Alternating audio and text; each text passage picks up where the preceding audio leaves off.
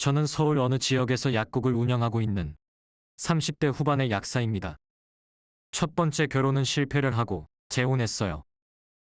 저는 어려서부터 수학을 좋아했고 이과를 나와서 대학은 약대를 졸업했습니다. 약대를 다니면서 사귀던 학교 선배가 있었는데 졸업 후에 취업을 하고 나서 그 선배였던 남자와 바로 결혼을 하게 되었습니다. 결혼할 때 제 나이가 27이었습니다. 왜 그렇게 성급하게 결혼을 했는지 지금 생각해보면 정말 어려서 세상 물정을 몰랐던 것 같아요. 그저 빨리 결혼해서 안정된 생활을 하고 싶었다는 생각이 컸습니다. 첫 번째 남편은 학교 때 같은 동아리에서 만난 사람이었습니다. 군 제대 후 복학한 그 선배가 저에게 먼저 추파를 던졌었지요. 그때는 어리고 공부하느라 연애를 한 번도 제대로 해본 적이 없었기 때문에 그 사람이 저의 첫사랑이 되었습니다. 툭 하면 저에게 장난을 걸고 제가 하는 말을 따라하는 등 장난을 많이 쳐서 처음에는 그 선배가 짜증나고 싫었어요. 그런데 나중에 저한테 미안하다며 둘이서만 따로 만나자고 했고 사과를 하려나 싶어서 만났는데 저에게 고백을 하더라고요. 그냥 솔직하게 말할게.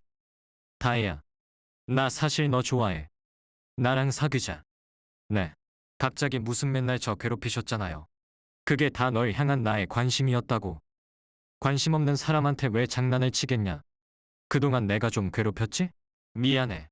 갑자기 당황스럽기는 하네요. 이번 주 내로 생각해보고 답변해줘. 알겠지? 그러면서 불도저처럼 저를 밀어붙이더라고요. 고백하고 난 후에는 저를 챙겨주고 밥도 사주고 애를 쓰는 모습에 저도 한번 만나볼까 하는 생각을 했고 그렇게 사귀게 되었습니다. 사귀면서 가끔씩 욱하는 성격이 나올 때가 있었어요. 좀 예민한 성격이라고 생각하기는 했는데 그렇게 욱할 때면 정말 다른 사람처럼 보이고는 했어요. 예를 들어 다른 제 동기 남자애가 저에게 말을 걸거나 제가 시험 공부 노트를 빌려주는 모습을 보면 불같이 화를 냈죠. 저 새끼 뭔데 너한테 치근거리는 거야? 치근거리긴. 같은 과 동기니까 서로 도와가면서 공부하는 거지. 저 새끼 맨날 눈웃음 치고 다니고 아주 마음에 안 들어. 확 한번 혼내줄까? 제가 뭘 어쨌다고 혼을 낸다는 거야. 오빠 이상하다. 너 저 새끼 두둔하냐? 나야 저 새끼야. 아니, 말을 왜 그렇게 해? 두둔하는 게 아니라 오빠가 너무 예민하게 반응하니까. 아, 너랑 말이 안 통한다. 아 짜증나. 그러면서 들고 있던 가방을 바닥에 집어던졌어요. 저는 가방을 챙겨주고 뒤도 안 돌아보고 그냥 가버렸지요. 그땐 헤어지려고 마음 먹었어요.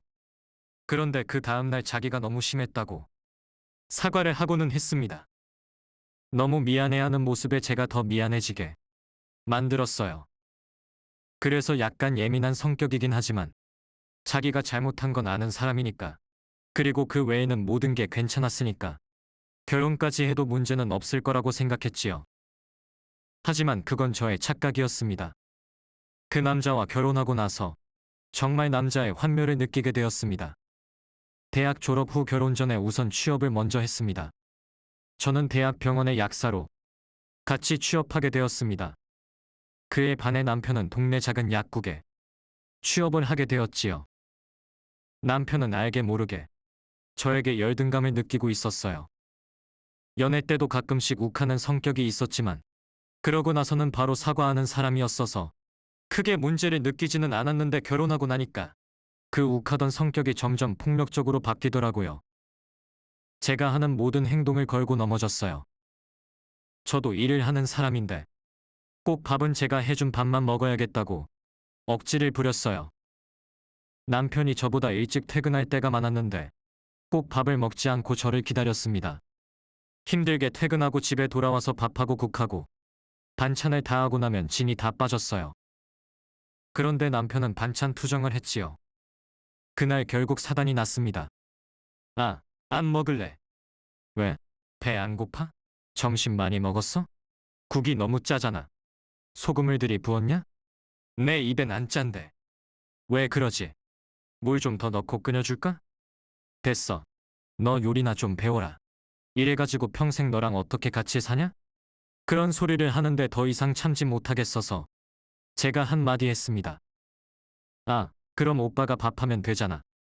오빠 입맛에 맞게 해먹으면 되겠네.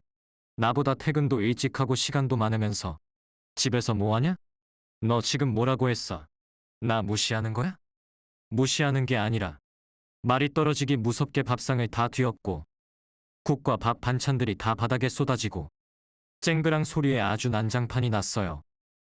그리고 씩씩대고 있는 남편을 봤는데 눈빛이 정말 사람 죽일 듯한 눈빛이더라고요. 그리고 남편은 눈을 부라리며 밥상에 남아있던 물컵을 저에게 던졌습니다. 당시 반팔을 입고 있었는데 컵이 저를 부딪히고 식탁에 부딪혀 깨지면서 유리 조각이 제 팔에 박혔어요. 피가 철철 났고 저는 바로 응급실로 갔습니다. 가는 내내 남편이 정말 미안하다고 빌더라고요. 하지만 저의 마음은 이미 돌아선 뒤였어요. 응급실 진단서를 떼고 이혼 소송을 진행했습니다. 하루라도 빨리 남편에게서 벗어나고 싶었어요. 이혼을 안 해준다고 버티던 남편 탓에 소송까지 간 것인데 제가 소송에서 이겼고 위자료도 받게 되었습니다.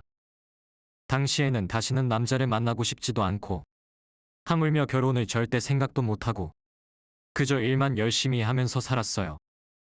그렇게 첫 번째 결혼을 실패한 후로 저희 부모님은 저에 대해 걱정을 많이 하셨지요. 저도 결혼을 실패한 후 창피한 마음도 들고 그래서 사람도 잘 안 만났어요. 그래도 엄마는 저를 위로해주면서 요즘 너만큼 능력되고 하면 혼자 살아도 된다고 다독여 주셨어요. 다혜야, 그런 놈이랑 헤어진 거 정말 잘한 일이야. 요즘 세상에 이혼이 뭐 대수냐. 너 번듯한 일 갖고 있는데 일하면서 혼자 사는 것도 나쁘지 않아. 아무 걱정하지 말아라. 그러면 아빠가 옆에서 그래도 결혼은 해야 하지 않냐고 하셨어요. 그래도 애가 형제가 있는 것도 아니고 나중에 우리 죽으면 외로워서 어떡해. 다혜 너 아직 젊으니까 좋은 사람 만나게 되면 결혼해라.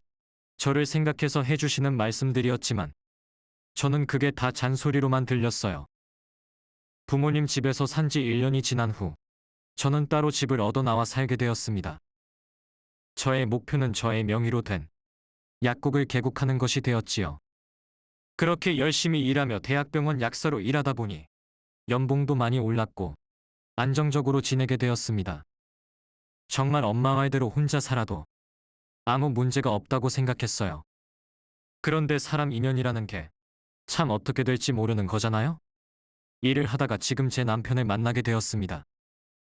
남편은 어느 유명 제약회사의 영업사원이어서 제가 일하는 병원에 자주 드나들었어요. 오며 가며 마주치면 인사를 하게 되었는데 사람이 아주 쾌활하고 성격이 서글서글하니 인상이 좋았어요. 영업을 하다 보니 그런 성격이 당연하게 생각될 수도 있겠지만 뭔가 사람이 정말 진솔해 보인다고 해야 되나 그런 면이 있었어요. 특히 눈이 정말 맑았거든요. 보고 인사만 해도 상대방을 기분 좋아지게 만드는 그런 사람이었습니다. 그래서 자꾸 눈길이 갔던 것 같아요. 그러던 어느 날 그 사람이 편지를 써서 저에게 몰래 주더라고요. 의사들한테 약이 안 팔려서 저한테 부탁하려는 건가 싶어서 그냥 받아두고 잊고 있었는데 다음날 저를 보더니 은근슬쩍 말을 걸더라고요.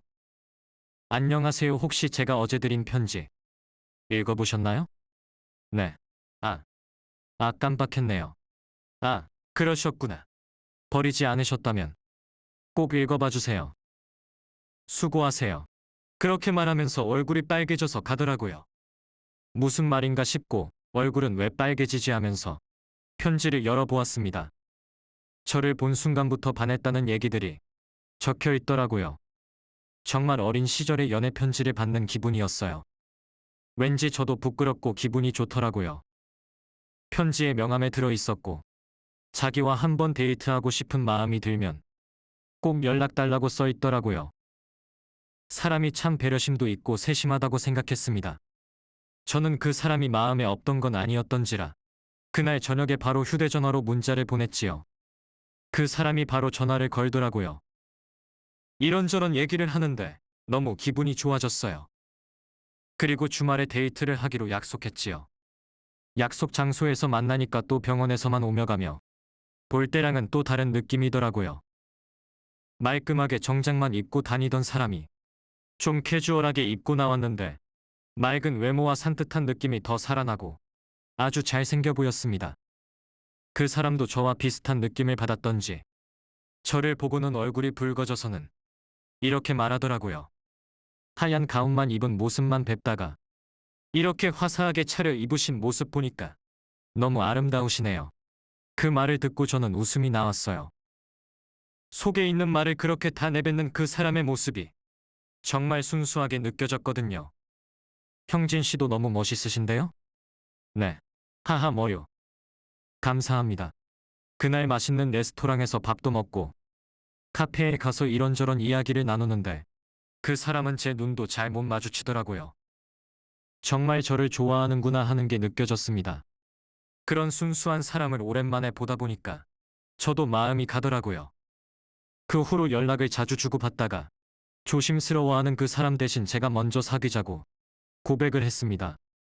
형진 씨, 언제 말할 거예요? 예. 뭐뇨? 저랑 사귀자고 언제 말할 거냐고요. 아, 저랑 사귀실 마음이 있으신 거예요? 저는 부담스러우실까봐. 당연히 있죠. 우리 사귀어요. 정말요? 와, 너무 행복해요. 근데 형진 씨에게 미리 고백할 게 또 있네요. 뭔데요? 제가 사실 일찍 결혼을 하고 파혼한 경험이 있어요. 저희 나이도 있고 한데 아무리 연애만 한다고 해도 그런 사실은 미리 알려야 할 것 같아서요. 네.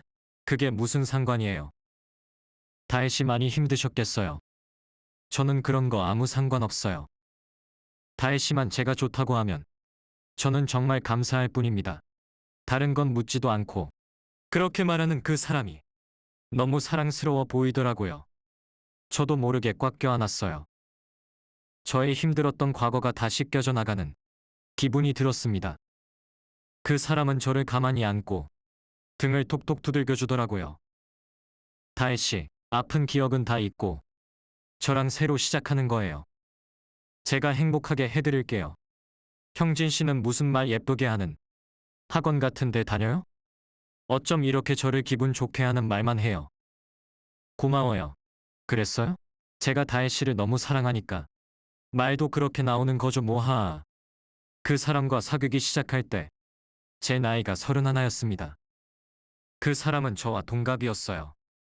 훈기가 꽉 찬 나이에 시작하는 연애라서 저는 초혼인 그 사람과 그 사람 가족들이 신경 쓰였지요. 하지만 그 사람은 전혀 그런 것에는 안중이 없었고 그저 저만 바라보며 좋다고 하는 사람이었어요. 그리고 사귀고 나서부터는 결혼에 대한 이야기를 자주 꺼내고는 했어요. 그 사람은 결혼을 한 번도 하지 않았기 때문에 결혼에 대한 로망이 있는 것 같더라고요. 하지만 한 번 결혼에 실패한 경험이 있는 저는 그 사람이 결혼 이야기를 할 때마다 조금 주저하고 조심스러워지고는 했습니다.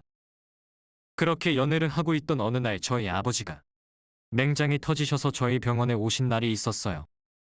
그때 마침 그 사람도 일 때문에 왔다가 저희 아버지가 입원했다는 소식을 듣고는 인사를 드리러 가겠다는 거였어요. 맹장 수술 후 회복하고 있던 아버지 병실에 맹장 수술 후에 먹으면 좋다는 찰밥과 따뜻한 차를 보온병에 넣어 가지고 와서 인사를 드리겠다는데 말릴 수가 없더라고요. 그렇게 처음 저의 부모님과 제가 사귀던 그 사람이 만나게 되었습니다. 안녕하세요. 저는 다혜 씨와 교제 중인 정영진이라고 합니다. 이렇게 뵙게 돼서 송구스럽네요. 몸은 괜찮으신가요? 아버지가 아주 반가워하시더라고요. 제가 연애를 하는 줄도 모르고 계셨는데 그렇게 번듯한 청년이 이것저것 싸들고 와서 정중하게 인사를 하니까 너무 기분이 좋았었다고 나중에 말씀하셨습니다. 어이구, 다혜가 만나는 사람이 다 있었구먼. 반가워요. 이렇게 병문안까지 와주고 누가 보면 뭐 대단한 수술 받은 줄 알겠네. 하하 이거 쑥스럽구먼. 제가 제약회사를 다니는데 병원에 일 보러 왔다가 아버님이 입원하셨다는 이야기를 다혜 씨한테 듣고 그냥 갈 수는 없겠더라고요.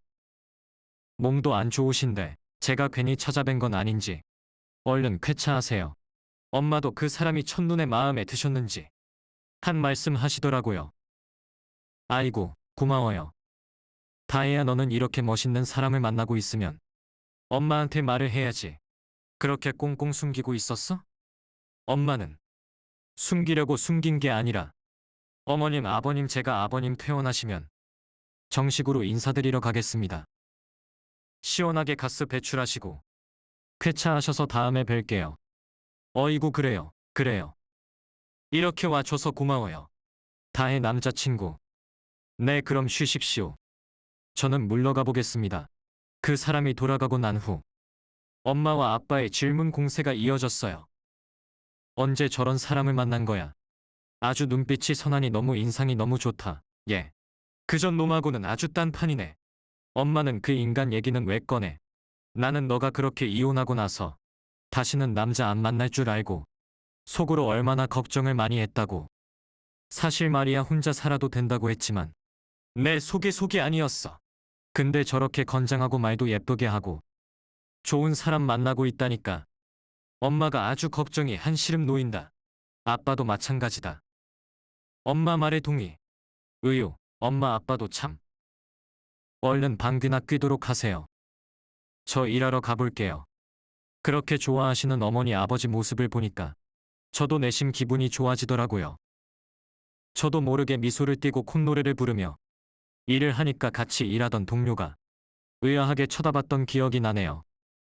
아버지가 퇴원하신 후 바로 저희 집으로 인사를 왔고 그 후 저희 부모님에게 정말 100점 만점 합격점을 받은 다음 제가 그 사람의 집에 인사를 갈 차례가 되었습니다. 그 사람은 20대 초반에 아버지가 암으로 돌아가시고 홀어머니와 둘이 살고 있었어요. 제가 결혼을 한 번 하고 왔다는 걸 이미 말씀드렸다고 해서 정말 긴장하는 마음으로 어머니가 좋아하신다는 상주곡감과 한우를 사들고 남편의 집에 인사를 드리러 가게 되었지요. 정말 심장이 너무 두근거리더라고요. 그런데 현관문을 열고 버선발로 나오신 어머니께서는 저를 너무 반갑게 맞아주셨습니다. 어머, 아가씨가 우리 형진이가 마르고 닳도록 자랑하던 그 아가씨야?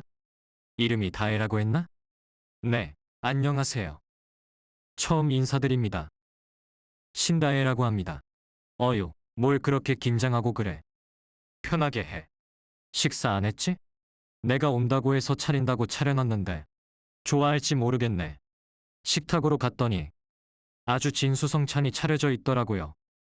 남편이 어머니를 닮아서 그렇게 성격이 맑고 밝은 거라는 생각이 들었습니다. 어머니는 요양보호사 일을 하고 계신다고 했어요. 형진이는 힘들다고 하지 말라고 하는데 나는 보람되고 좋아. 어르신들 돌봐드리는 게 형진 씨가 어머니를 많이 닮은 것 같아요. 아유, 그래? 그렇지. 얘가 날 닮아서 아주 착하고 순수한 면이 있지? 호호. 그런데 혹시 들어서 알고 계신지는 모르겠지만 아이고, 그게 무슨 상관이야. 사람 인연이 그런 거지. 우리 형진이 만나려고 그런 아픔도 겪고 그런 거 아니겠어? 그거에 대한 거는 이런 방구 꺼내지도 마요. 나는 아무 상관없고 신경 쓸 것도 없어. 둘이 좋으면 그만이지 뭐. 그렇게 말씀해 주시는데 마음이 너무 놓이고 긴장도 다 풀리고 감사했습니다. 그렇게 인사를 드린 후에 상견례를 하게 되었고 저는 사랑하는 사람과 재혼을 하게 되었지요. 집은 제 직장과 남편 직장에서 멀지 않은 곳으로 했어요. 시댁과 친정에서도 차로 30분이면 가는 거리였지요. 아이는 신혼생활을 좀 즐긴 뒤에 갖자고 서로 합의하고 각자 일이 바빠도 시간만 나면 연애 때처럼 데이트도 하고 여행도 다니며 행복한 신혼생활을 보냈지요. 제 인생의 봄날은 이제부터 시작이라는 생각이 들었습니다. 시어머니 댁도 가깝고 해서 가끔 반찬 가지러 가라고 하실 때도 시어머니 혼자 계시는 게 걱정돼서 자주 찾아뵙고는 했거든요. 그런데 시어머니는 가끔 엉뚱한 면모를 보이실 때가 있었어요. 그리고 본인의 외모대에 컴플렉스 비슷한 걸 가지고 계셨지요. 한 번은 시어머니 생신이라 혼자 계신데 적적하실까봐 대형 TV를 선물로 드린 적이 있었습니다. 그날 함께 갈비집에서 식사를 했습니다. 어머니가 TV를 받아보셨다면서 말씀하셨어요. 이렇게 큰 텔레비전이 뭐가 필요하다고.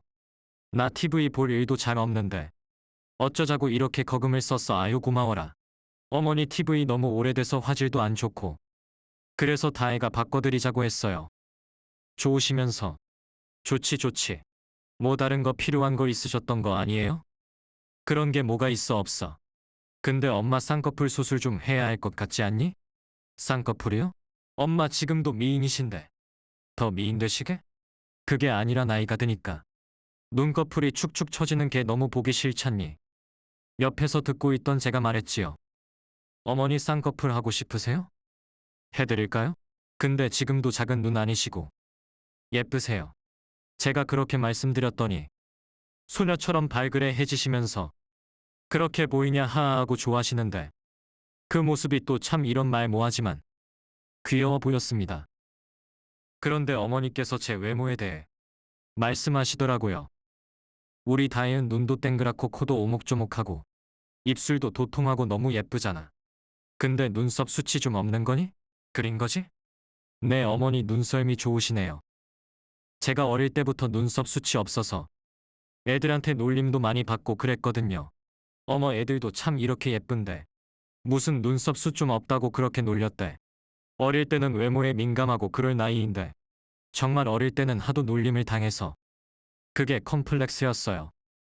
짓궂은 친구들이 다혜는 눈썹이 없다며 모나리자라고 놀리고는 했거든요. 어릴 때는 그런 얘기 들을 때마다 스트레스가 컸는데 다 커서는 화장으로 커버도 되고 눈썹 숱 없는 건 살아가는데 별 문제가 안 되었습니다. 그런데 어머니께서 갑자기 눈썹 문신을 받자고 제안을 하시는 거예요. 예, 우리 눈썹 문신 받으러 갈래? 7층 박여사가 얼마 전에 하고 왔는데 너무 잘 됐더라. 어머니 눈썹 문신 하시고 싶으세요? 근데 그거 불법 아니에요? 잘 알아보고 하세요. 용돈 드릴게요. 불법? 그게 불법이니? 박여사 아주 너무 잘 됐던데? 아유, 누가 용돈 필요하다니. 내가 알아서 할게. 너도 같이 하면 좋겠구만. 그게 의사면허 없이 하면 불법으로 알고 있는데 뭐 잘 되셨다면 다행이고요. 그리고 아니에요. 전 안 할래요. 그날 저는 어머니 몰래 용돈을 드리고 집으로 왔습니다. 결혼 후 1년 반 만에 저는 다니던 대학병원을 그만두게 되었어요. 그리고 제가 꿈꿔왔던 제 약국을 차리는 데에 시간을 쏟았지요. 한동안 제 약국 개국 준비 때문에 바빠서 시어머니를 만나 뵈러 못 간 적이 있어요. 전화로만 안부 인사를 드렸는데 눈썹 문신을 하셨다면서 아주 잘 되었다고 하시더라고요. 좋아하시는 어머니 목소리를 들으니까 저도 기분이 좋아졌습니다. 한편으로는 어디서 불법 시술을 받은 건 아니신지 걱정도 됐고요. 몇 달 후 저는 제 꿈에 그리던 약국을 제 소유로 가지게 되었습니다. 병원이 많은 곳들이라 환자분들도 많이 찾아주셨지요. 시어머니와 친정부모님께서 축하한다고 오셨는데 시어머니 눈썹이 정말 진해지셨더라고요. 어쩐지 웃음이 났어요. 왠지 어색한 느낌이 들었거든요. 하지만 어머니께서 원하셨던 거라 저는 아무 말도 하지 않았습니다. 그저 눈썹 잘 되셨다고 자연스럽다는 말을 해드렸지요. 시어머니께서는 저희 어머니에게도 눈썹 문신을 권유하시더라고요. 안사돈, 제 눈썹 어때요? 잘 됐죠? 안사돈도 한번 해보시렵니까? 이게 화장도 안 해도 되고 아주 편해요. 어머, 눈썹 문신 하신 거구나. 잘 되셨네요. 그런데 저는 무서웠어요. 안 해도 될 것 같아요. 별로 안 아파요. 근데 무서우실 수도 있겠다. 이게 어쨌든 문신이니까. 그래도 마음 바뀌시면 언제든지 저한테 말씀하세요. 네네, 꼭 말씀드릴게요. 다혜야, 너도 아직도 할 생각 없는 거니? 내가 눈썹 문신하는 거 보니까 아주 쉽더라. 내가 받아보니까 그거 별것도 아니야. 너도 맨날 아침에 눈썹 그리고 다니는 거 귀찮지 않니? 어머니, 하하, 저는 괜찮아요. 정말. 제가 하고 싶게 되면 꼭 말씀드릴게요. 어머니께서 본인 눈썹 문신이 잘 됐다고 생각하신 건지 또 다시 저에게 권유를 하시는데 거절하기도 민망해지더라고요. 하지만 아직 우리나라에서 의사면허 없이 눈썹 문신이나 문신을 하는 건 불법으로 알고 있어서 저는 좀 깨름칙했습니다. 눈썹 숱 좀 없다고 뭐가 잘못되는 것도 아니고요. 그때는 그저 어머니께서 눈썹 문신에 꽂히셨나 보다 생각하고 말았어요. 저의 약국을 차리고 그러다 보니 마음이 편해져서인지 저는 임신을 하게 되었습니다. 약국을 개국한 지 3개월 만의 일이었어요. 남편이 너무 기뻐하더라고요. 여보, 이 안에 우리 아기가 있는 거야? 나 너무 행복해. 여보, 사랑해. 나도 너무 행복하다. 여보, 우리 아기 낳으면 정말 예쁘게 잘 키워보자. 당연하지. 뭐 먹고 싶은 거 없어? 우리 엄마 음식 솜씨 알지? 해달라고 하자. 어머니 귀찮으시게 뭘 그런 부탁을 해. 나가 먹지 뭐. 어머니한테 이 기쁜 소식도 알릴 겸 연락드려야겠다. 그래, 연락드려야지. 그 당시에 어머니는 요양보호사 일을 하시면서 다른 취미가 생기신 건지 저희가 찾아간다고 해도 오지 말라고 하시고 바쁘신 것 같았어요. 남편이 연락을 드리자 전화기를 뚫고 기뻐하시는 어머니 목소리가 들렸습니다. 어머, 드디어 아이를 갖게 된 거니? 너무 축하해. 다혜 좀 바꿔봐. 네, 어머니. 다혜야, 임신 초기에 관리 잘해야 한다. 너무 축하해. 아이고, 이쁜 것들. 뭐 먹고 싶은 건 없어? 말씀드려도 돼요? 요즘 어머니 바쁘시잖아요. 바쁘긴 뭘. 내가 요즘 취미가 생겨서. 근데 우리 예쁜 다혜가 먹고 싶다는 거 있으면 내가 기꺼이 해줘야지. 어머니 갈비찜이 먹고 싶긴 해요. 해주실 거예요? 당연하지. 말이라고 하니? 내일 저녁에 당장 와라.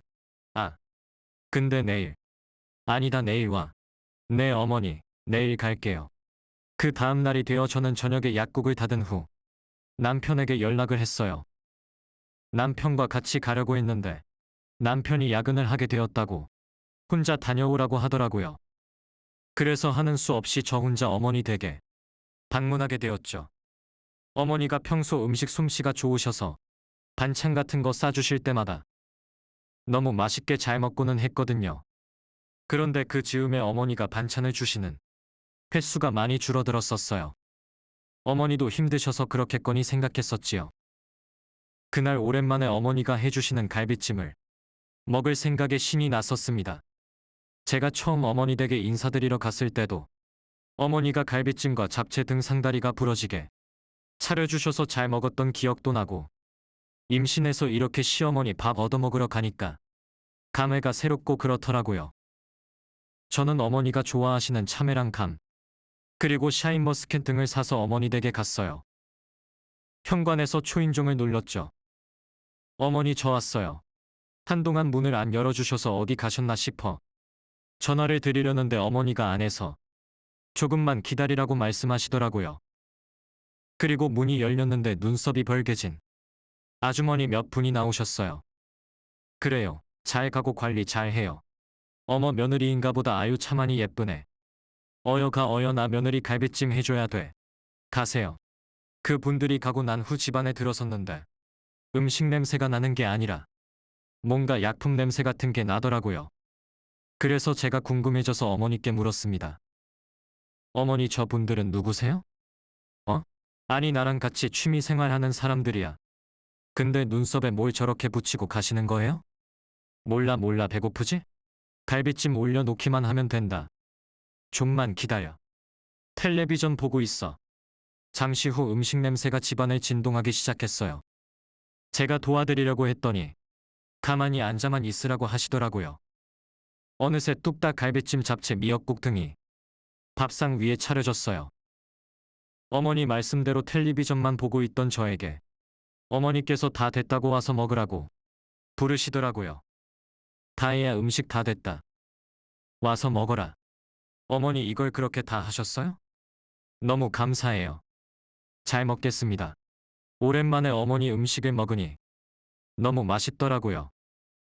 평소 밥 한 공기도 다 먹지 못할 정도로 양이 적은 저였는데 그날은 밥 2공기를 먹을 정도로 정말 맛있게 잘 먹었습니다. 밥을 다 먹고 숭늉까지 내어주셔서 구수한 숭늉까지 다 마시고 나니 갑자기 잠이 쏟아지더라고요. 어머니, 저 왜 이렇게 졸리죠? 그럼 자고 가. 형진이한테 내가 말해놓을게. 원래 임신하면 그래. 그래도 집에 가서 자야죠. 그럼 어머니, 저 잠깐만 잘게요. 형진 씨 오면 깨워주세요. 아휴, 거기 거실에서 자지 말고 안방 들어가서 자라. 네. 비몽사몽한 채로 안방에 들어갔는데 또 그 이상한 약품 냄새가 나더라고요. 그런데 저도 모르게 스르륵 잠이 들었습니다. 잠깐 같다고 생각했는데 일어나고 보니 10시간이나 지나 있더라고요. 바깥은 환했고요. 어머니는 부엌에서 또 음식을 만들고 계시는 소리가 들렸어요. 내가 너무 피곤했나 보다 여기서 잠을 자고 생각하고 일어나려는데 눈썹이 너무 따끔거리는 거예요. 뭔가 이상하다 싶어서 화장실에 가서 소변을 보고 거울을 봤는데 저는 정말 기절할 뻔했어요. 거울 속의 제 모습이 제가 알던 모습이 아니었거든요. 눈썹 부위가 벌겋게 되어 부어있고 눈썹이 그 짱구 캐릭터 아시나요? 짱구처럼 두껍게 되어 있는 것이었어요. 내가 잘못 봤나 싶어서 눈을 부비고 거울도 닦아보고 했는데 정말 제 눈썹이 그렇게 되어 있는 거였어요. 정말 경악을 금치 못했습니다. 영문을 모른 채로 저는 문을 열고 나가서 어머니에게 울듯이 말씀을 드렸죠. 어머니 제 눈썹이 왜 이래요? 국을 끓이시고 계시던 어머니가 저를 돌아보시더니 마구 웃으시더라고요. 어머니, 일어났니? 하하, 눈썹 예쁘게 잘 됐지? 아직 첫날이라 어색할 텐데 점점 그게 흐려지고 예뻐져. 어머니 저 잘 때 무슨 짓을 하신 거예요? 그러고 보니 저는 자면 한 번씩 새벽에 깨는 버릇이 있는데 한 번도 깨지 않고 잔 것이 이상하다는 생각이 들었어요. 어머니 어제 음식에 수면제 타셨어요? 아니. 나는 너 임신도 했고 예쁘게 선물해주고 싶어서 내가 배운 기술 좀 써먹을 겸. 네. 그럼 제 눈썹을 어머니가 이렇게 해놓으신 거라고요? 그래. 내가 7층 박여사가 아는 데서 눈썹 문신하는 시술을 3개월이나 배웠거든? 근데 아직 써먹지를 못하고 있었잖니. 어제 너 올 때 나갔던 그 사람들이 첫 시술자였는데 연습도 다 마쳤겠다. 너한테 해줘도 되겠다 싶어서 했지. 너가 또 귀엽고 싫다고 할까봐 내가 편히 잘 때 해주려고 약 좀 탔어. 안 아프지? 잘 잤지? 어머니가 그렇게 해맑게 말씀하시는데 뭐라 할 말을 잃게 만들더라고요. 그래서 다시 거울로 가서 제 얼굴을 봤는데 정말 이 상태로는 어디도 못 갈 것 같았어요. 눈에서 저도 모르게 눈물이 흐르더라고요. 어머 얘가 왜 울어? 마음에 안 들어? 첫날이라 그래, 첫날이라. 울지마 뚝. 어머니 저 이러고 어디를 다녀요. 그리고 어머니 그거 불법 시술이에요. 법적으로 문제 있는 거라고요. 울면서 제가 그렇게 말씀을 드렸어요. 그랬더니 어머니께서는 다들 그렇게 하는데 뭐가 문제냐고 괜찮다고 걱정하지 말라고 말씀하셨어요. 저는 일단 약국 문을 열어야 했기 때문에 집에 들러서 모자를 푹 눌러 쓰고 약국으로 갔습니다. 그리고 이 상황을 어떻게 해야 할지 암담해지더라고요. 이 눈썹을 하고 일을 하려니까 정말 고개만 숙이고 있게 되고 남편에게 전화를 걸었습니다. 여보 나 어떡해? 다혜야 왜 그래? 무슨 일 있어? 나 눈썹. 또 눈물이 흐르더라고요. 눈썹이 왜? 어제 어머니가 너 집에서 자고 있으니까 오지 말라고 하셔서 안 갔는데 무슨 일이 있었어? 어머니가 내 눈썹에 문신을 해놓으셨어. 뭐라고? 어머니가?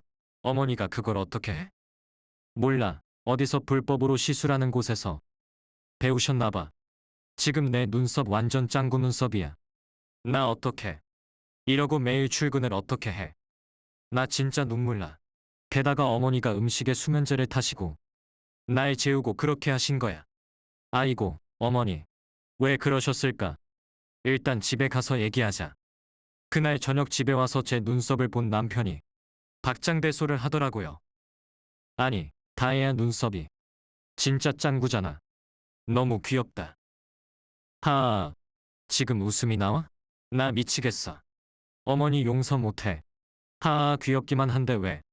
어머니 그거 불법이라는 거 아셔야 돼. 나중에 신고 당한다고.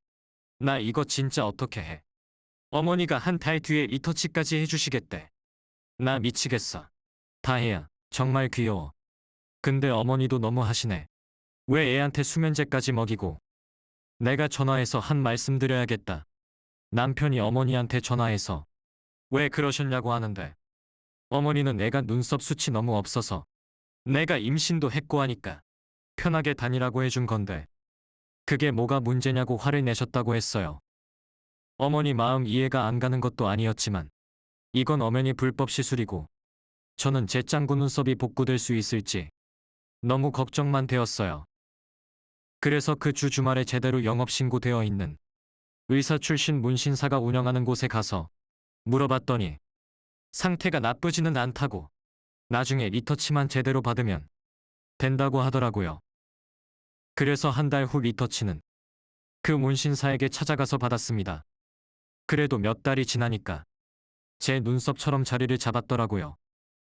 어머니에게 마음이 상했기 때문에 한동안 연락을 안 드렸어요. 그런데 제가 임신 7개월째가 되던 어느 날 경찰로부터 전화가 왔습니다. 저희 어머니 이름을 대며 가족이냐고 묻더라고요.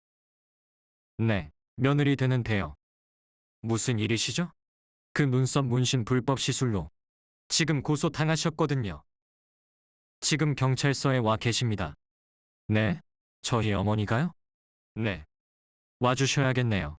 어머니는 제가 찾아뵙지 않는 동안 아는 지인분의 지인분 비롯해서 요양보호하고 계신 할머니분께까지 눈썹 문신을 시켜드린 모양이에요.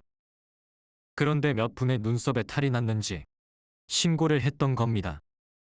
저는 남편과 함께 경찰서에 갔고 초범이고 신고하신 분들이 처벌은 원하지 않고 합의금만 받겠다고 하셨다고 해서 합의금과 벌금을 물고 풀려나셨어요.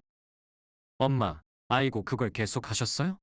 내 적성 찾은 것 같고 아주 재밌었는데 뭘 신고까지 하고 정말 나쁜 인간들이야. 엄마가 불법 저지르신 거예요.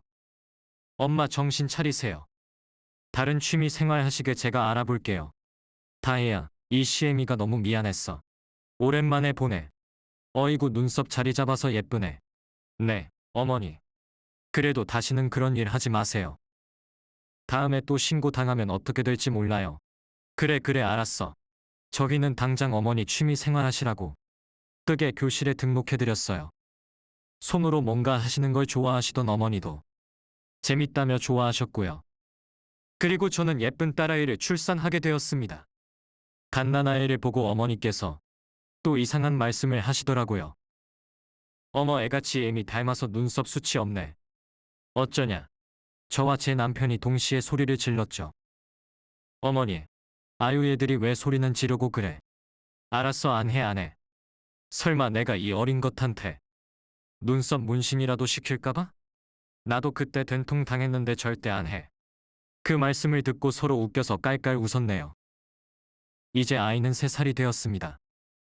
어머니는 뜨개로 아이 옷도 만들어주시고 모자도 떠주시고 다른 취미를 갖게 되셔서 정말 다행이에요. 수면제까지 먹이고 저에게 눈썹 문신을 해주신 어머니가 그 당시에는 용서가 안 됐지만 이제는 다 이해하고 잘 살아가고 있습니다. 저의 웃기고 황당한 사연 들어주셔서 감사합니다. 여러분 외모가 다는 아니에요. 괜히 불법 시술하는 곳에서 잘못된 시술 받지 마시고 본연의 아름다운 그대로 살아가시기를 바랍니다. 행복하세요.